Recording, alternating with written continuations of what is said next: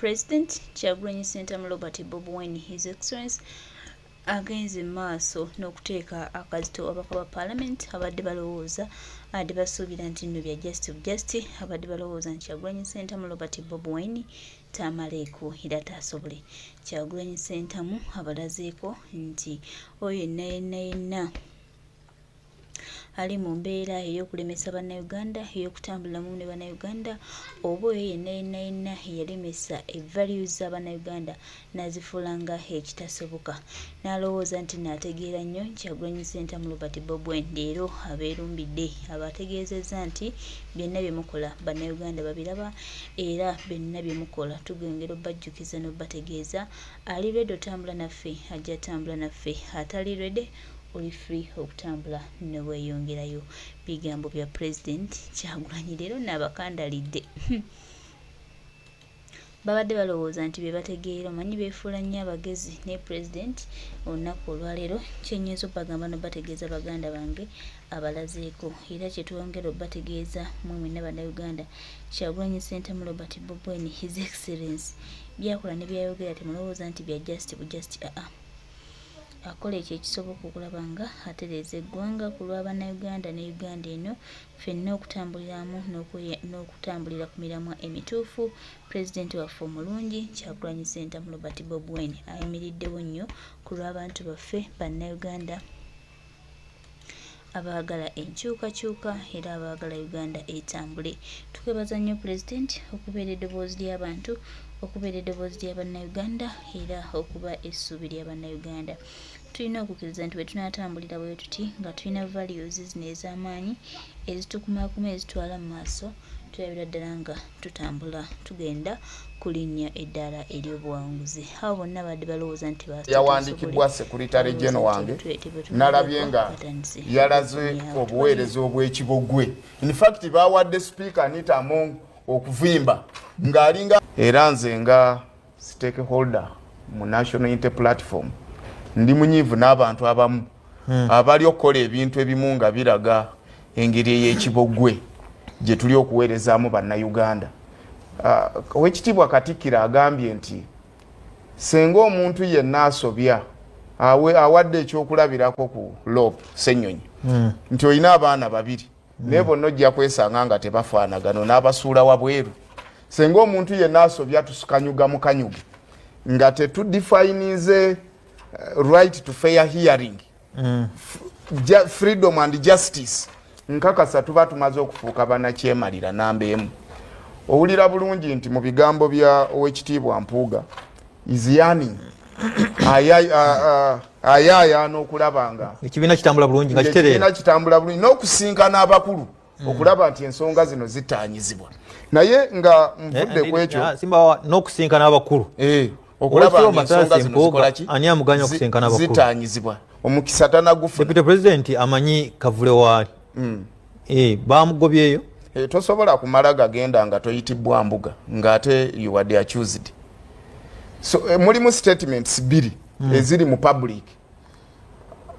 Bakama baffe bagamba Mpuuga alemeddwa okuvaayo okuwa justification ku nsonga ezivunaanwa. Ate era bennyini bagamba yavaayo ne basinkana ne yeetonda. Kaakati nze nga awuliriza era nga neekennenya ebigenda mu maaso nsigala neebuuza justification ki gye baagala esingako ku kwetonda kwe yali akoze, if at all they want fairness and justice, okumala ensonga okumalawo bumuulumuulu muki mu pati. Ekyokubiri bandigenze n'okwetonda kuliko bagamba kwe yakola ne bakomaawo ensonga. That was justifiable. Bwe kibanga other factors remaining constant, tukitwale nti Mpuuga yakkiriza omusango, ensimbi yazitwala, naye yawa justification bo bennyini gye batuwa nti yeetonda. Bw'abanga yeetonda kyekirala kye baali baagala kidde ku ekyo alikulire. Ensonga ey'okubiri omusango oguvunaanwa Mpuuga njagala okukiddamu era mbadde ngunnyonnyola nti ekyokumujja ku bwa komishoni ekyo tetukyetaaga kidibatingako kubanga ekyo baluwa eyawandiikibwa Secretary General wange nalabye nga yalaze obuweereza obw'ekibogwe. In fact baawadde Speaker Anita Among okuvimba ng'alinga atusomesa obusomesa amateeka naye ng'ate ndaba abantu abawandiisa ebbaluwa bannamateeka kakati kyalaze engeri ey'ekibogwe ensonga engeri gye zikoze ki gye zikwatibwamu tu senga ow'ekitiibwa Mpuuga avunaanwa corruption nga bwe bagamba mukulu Dansani Busuulwa ne mukulu Rwamushana ono teri muntu alina buyinza kuwozesa musango gwa buli bwanguzi ng'ogyeko anti-corruption court. Olaba nti penal code act gye bakwotinze I mean section gye bakwotinze leadership code erina kola in line with section 21 of the anti-corruption act. Anti-corruption act ennyonnyola enguzi kyeki enguzi mukulu Dansani section eyo ginnyonnyola bweti zensimbi oba ekintu kyonna ekiri tangible oba intangible ekiyinza okuweebwa nga kikusikiriza okole kyotandikoze ng'oli mu ofiisi eyo oba okikole mu ngeri ey'ekifuulannenge oba oleme kikola. Kaakati kano akasiimo kaweebwa Mathias Mpuuga ke bayita enguzi nga loopu ofiisi yagivaamu. Kaakati akasiimo bw'aba akaweerebbwa nga ofiisi agifulumyemu. Yes, enguzi baali bagimuwa kukola mulimu ki mu ofiisi ey'obwa loopu gye yali already amaze okukola ki okufulumamu. Naye nze kyensuubira ebizibu ebiri mu paate yaffe biringa bya mirundi esatu. Kiki? Ekizibu ekisooka nti kirabika tetuyize kimala okuyigira ku bibiina ebirala ebibaddewo. Kyekibisudde n'ebyo ebiriwo kati kyekibiwadde amaanyi. Ekyokubiri tetulina strategic work plan ey'okoleramu ebintu. Kubanga kati bw'olaba constitution yaffe gye tuli okwotinga EC yagisuspending. It's not yet gazetted. What are the implications? Kiba kireza mwine ekiwandiiko. We are working out of law, we are working out of law, but we are working by orders and directive. Ekyo kiba kikukwalifyingisa okufuuka na kyemalira. Gavumenti y'abano bwe yawamba obuyinza mu 86 batukalakata emyaka 2 bwe kiba kibooko batukuba tetukutteeyo NRA mpaka mu 96 95 ne balyoka babagase mateeka tugambe nti naffe we are imitating tukopa NRA ebye yakola nti tusooke tutambule ekisanja kiramba oboli awo n'ekyokubiri tulyoke tulongoose ssemateeka waffe. So ssemateeka bw'abanga tali gazetted nze nga tebandeke mba nswala okumukwotinga. Ekyokubiri delegates conference ne NEC balina okukola hand in hand. Policies eziva mu NEC delegate conference erina okuziyisa. Mukulu Dansani Busuulwa sijjukira lunaku na lumu delegates conference lwe yali etudde ne tuyisa policies ezivudde mu NEC pate n'eryoka etambula as normal. So bwebanga delegates conference tetudde bino bye tukola ebiragiro byonna ne constitution gye tuli mu kwotinga amaanyi tugajjawa biba null and void. It is null and void and uncalled for. Kakati mbasira bansonga lwaki tuba twetaaga okusigala nga tukola ki tubigoberera senga tubadde systematic oluvannyuma lw'okuba nti twafuna interim leadership ey'obukulembeze nga tubujje ku kibalama twandibadde ekiddako immediately oluvannyuma lw'okuwangula akalulu twandituusizza NEC yanditudde nevaayo n'enteekateeka y'ekibiina neyita delegates conference ne tuyita mu policies ezo ne tulonda ne organize nyingi endala ezitaali mu constitution ya Kibalama kubanga mukulu Kibalama teyalina babaka ba parliament. Nupu kakati twafuna babaka ba parliament kakati parliamentary caucus omulimu gwayo guliwa mu kibiina kyaffe ekye-NUP. Bino ebintu byonna ebirala bino byonna ebikolebwa twandibadde nga twabitulamu ng'ababaka ne delegates conference nayo neeyongerezaako ne tubiyisa.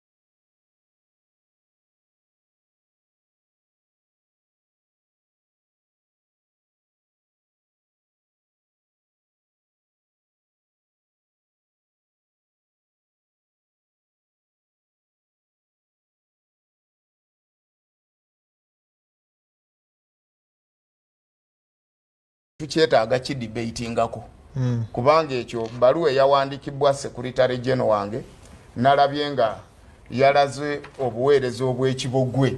In fact bawadde Speaker Anita Among okuvimba ng'alinga era nze nga stakeholder mu National Unity Platform ndi munyiivu n'abantu abamu abali okukola ebintu ebimu nga biraga engeri ey'ekibogwe gye tuli okuweerezaamu bannayuganda. Oweekitiibwa Katikkiro agambye nti senga omuntu yenna asobya awadde ekyokulabirako ku Lope Ssenyonyi nti olina abaana babiri naye bonna ojja kwesanga nga tebafaanagano n'abasuula wabweru. Senga omuntu yenna asobya tusukanyuga mu kanyuge nga tetudefinize right to fair hearing freedom and justice nkakasa tuba tumaze okufuuka bannakyemalira namba emu. Owulira bulungi nti mu bigambo bya Oweekitiibwa Mpuuga iziyani ayayaana okulaba nga ekibiina kitambula bulungi nga kitereera ekibiina kitambula bulungi n'okusinkana abakulu okulaba nti ensonga zino zitaanyizibwa naye nga nvudde ku ekyo simba n'okusinkana abakulu okulaba nti ensonga zino zikolaki ani amuganya okusinkana abakulu zitaanyizibwa omukisa tanagufuna. Deputy President amanyi kavule waali bamugobyeyo tosobola kumala gagenda nga toyitibwa mbuga ng'ate you are the accused. So mulimu statements biri eziri mu public. Bakama baffe bagamba Mpuuga alemeddwa okuvaayo okuwa justification ku nsonga ezivunaanwa. Ate era bennyini bagamba yavaayo ne basinkana ne yeetonda. Kaakati nze nga awuliriza era nga neekennenya ebigenda mu maaso nsigala neebuuza justification ki gye baagala esingako ku kwetonda kwe yali akoze if at all they want fairness and justice okumala ensonga okumalawo bumulumulu muki mu party. Ekyokubiri bandigenze n'okwetonda kuliko bagamba kwe yakola ne bakomaawo ensonga that was justifiable bwe kibanga other factors remaining constant tukitwale nti Mpuuga yakkiriza omusango ensimbi yazitwala naye yawa justification bo bennyini gye batuwa nti yeetonda bw'abanga yeetonda kyekirala kye baali baagala kidde ku ekyo alekulire. Ensonga ey'okubiri omusango oguvunaanwa Mpuuga njagala okukiddamu era mbadde ngunnyonnyola nti ekyokumujja ku bwa komishoni ekyo tetukyetaaga kidebatingako kubanga ekyo baluwa eyawandikibwa Secretary General wange nalabye nga yalaze obuweereza obw'ekibogwe. In fact bawadde Speaker Anita Among okuvimba ng'alinga atusomesa obusomesa amateeka naye ng'ate ndaba abantu abawandise ebbaluwa bannamateeka. Kaakati kyalaze engeri ey'ekibogwe ensonga engeri gye zikoze eki gye zikwatibwamu tu. Senga Oweekitiibwa Mpuuga avunaanwa corruption nga bwe bagamba mukulu Dansani Busuulwa ne mukulu Rwamushana ono teri muntu alina buyinza kuwozesa musango gwa buli bwanguzi ng'ogyeko anti-corruption court. Olaba nti penal code act gye bakwotinze I mean section gye bakwotinze leadership code erinakola in line with section 21 of the anti-corruption act. Anti-corruption act ennyonnyola enguzi kyeki enguzi mukulu Dansani section eyo ginnyonnyola bweti zensimbi oba ekintu kyonna ekiri tangible oba intangible ekiyinza okuweebwa nga kikusikiriza okole kyotandikoze ng'oli mu ofiisi eyo oba okikole mu ngeri ey'ekifuulannenge oba oleme kikola. Kaakati kano akasiimo kaweebwa Mathias Mpuuga ke bayita enguzi nga Lope ofiisi yagivaamu. Kaakati akasiimo bw'aba akaweerebbwa nga ofiisi agifulumyemu. Yes. Enguzi baali bagimuwa kukola mulimu ki mu ofiisi ey'obwa Lope gye yali already amaze okukola ki okufulumamu. Naye nze kyensuubira ebizibu ebiri mu pate yaffe biringa bya mirundi esatu. Kiki? Ekizibu ekisooka nti kirabika tetuyize kimala okuyigira ku bibiina ebirala ebibaddewo. Kyekibisudde n'ebyo ebiriwo kati kyekibiwadde amaanyi. Ekyokubiri tetulina strategic work plan eyokoleramu ebintu kubanga kati bw'olaba constitution yaffe gye tuli okwotinga EC yagisuspending. It's not yet gazetted. What are the implications? Kiba kileza mwine chiwandi. We are working out of law, and we are working out of law, but we are working by orders and directive. Ekyo kiba kikuqualifying okufuuka na kyemalira. Government yabano bwe yawamba obuyinza mu 86 batukalakata emyaka 2 bwe kiba kibooko batukuba tetukuteeyo NRA mpaka mu 96 95 ne balyoka babagase mateeka tugambe nti naffe we are imitating tukopa NRA ebye yakola nti tusooke tutambule ekisanja kiramba oboli awo n'ekyokubiri tulyoke tulongoose ssemateeka waffe so ssemateeka bw'abanga tali gazetted nze nga tebandeke mba nswala okumukwootinga ekyokubiri delegates conference ne NEC balina okukola hand in hand policies eziva mu NEC delegate conference erina okuziyisa mukulu Dansani Busulwa sijjukira lunaku na lumu delegates conference lwe yali etudde ne tuyisa policies ezivudde mu NEC pate n'eryoka etambula as normal so bwebanga delegates conference tetudde bino bye tukola ebiragiro byonna ne constitution gye tuli mu kuotinga amaanyi tugajjawa biba null and void. It is null and void and uncalled for. Kakati mbasira bansonga lwaki tuba twetaaga okusigala nga tukola ki tubigoberera senga tubadde systematic oluvannyuma lw'okuba nti twafuna interim leadership ey'obukulembeze nga tubujje ku kibalama twandibadde ekiddako immediately oluvannyuma lw'okuwangula akalulu twandituusizza NEC yanditudde nevaayo n'enteekateeka y'ekibiina neyita delegates conference ne tuyita mu policies ezo ne tulonda ne organize nyingi endala ezitaali mu constitution ya Kibalama kubanga mukulu Kibalama teyalina babaka ba parliament nupu kakati twafuna babaka ba parliament kakati parliamentary caucus omulimu gwayo guliwa mu kibiina kyaffe ekyeNUP bino ebintu byonna ebirala bino byonna ebikolebwa twandibadde nga twabitulamu ng'ababaka ne delegates conference nayo neeyongerezaako ne tubiyisa